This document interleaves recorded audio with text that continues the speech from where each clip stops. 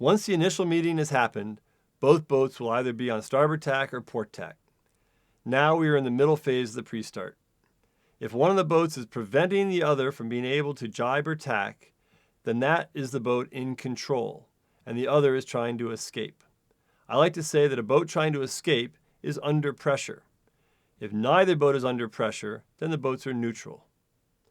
Here are some thoughts on how to escape when under pressure. The basic rule of thumb when under pressure is to stop. From there, you can work on your escape based on what the other boat does. If you're on starboard tack, a means of escaping is to sail dead downwind slowly, main pulled in tight, draw the other boat into an overlap, and then turn away from the other boat quickly.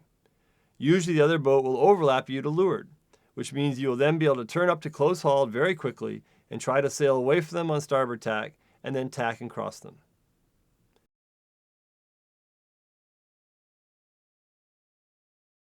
If you're on port tack, I suggest sailing 3 to 4 lengths past the race committee boat and then turning sharply head to wind, backing your main to stop abruptly.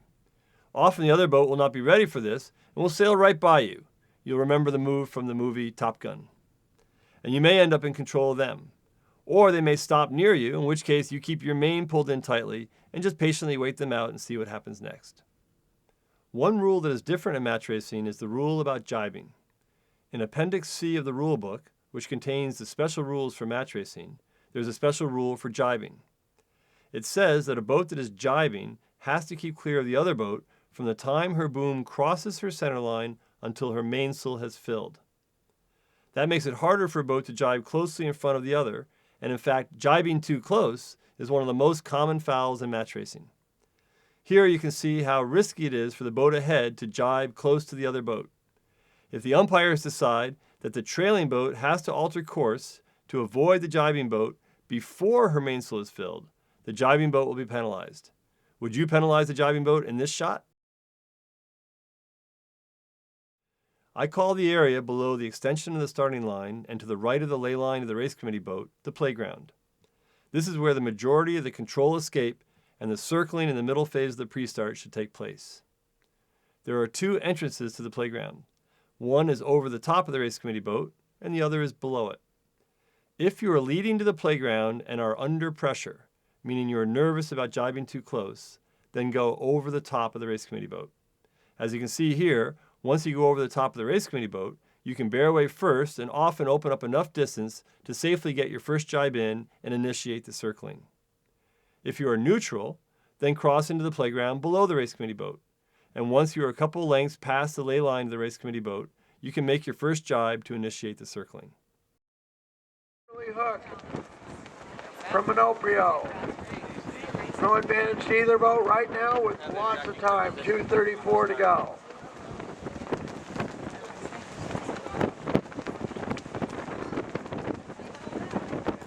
Minoprio judges when he wants to commence in the circling.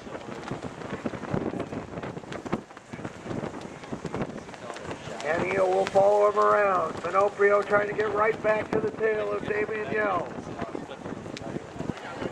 When neither boat is in control of the other, the boats will typically start circling.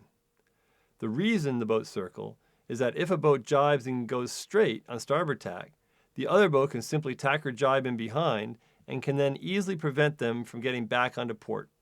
In other words, they'll be back in jail, which is a problem if they are too early getting back to the starting line. The key to circling then is to never stop turning when you jibe onto starboard tack, and to straighten out and build speed when you're on port tack. For this reason, the boats will walk to the right as they circle. The idea in the circling is to sail your boat through the circles better and try to gain control of the other boat. The other idea is to use up time before the final approach to the start and to jockey for the best position to start the final phase. Puffs around 10, maybe 12. Currently a little bit less than that. A little bit faster paced racing than this morning. Dellenbaugh circling in there. At some point, it'll be time to head back towards the starting line to start. The boat leading away from the line on port tack always has to choose when to turn back. There's no reason for the trailing boat to turn back first. Remember, the goal of the start is to be ahead of the other boat when you cross the starting line. It doesn't matter in the least if you are late, as long as the other boat is later. Usually you turn back when you'll be about 30 to 45 seconds early for the middle of the starting line. But there's a whole science to this turn back decision that you'll become more familiar with as you race more. It is one of the biggest decisions you'll have to make in the pre-start.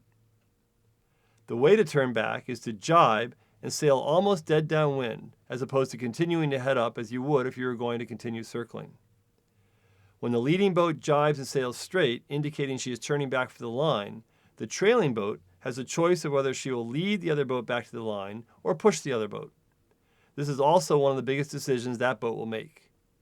If the trailing boat wants to push, she will continue on port tack until her transom is just past the other boat's transom, and then she will tack and take up a position behind the other boat. Hello, here comes the tack into the push. Nice smooth turn on Ian's boat, excellent. Neely's tacking up here. Gives him the ability to push from above if he wants, or he can go right into the push. Now let's slowly circle around to the right. This gap is critical right here. You don't want to get too slow. Ian, you're spinning your boat pretty hard here. If the trailing boat wants to lead, she will jibe simultaneously when the other boat jibes and end up down in front of her. It is best to end up a length or so in front to be safe. As a general rule, the trailing boat will choose to lead in light air, or when the boats are getting late to the start, or when she wants to win the left from the first beat. Otherwise, she will choose to push.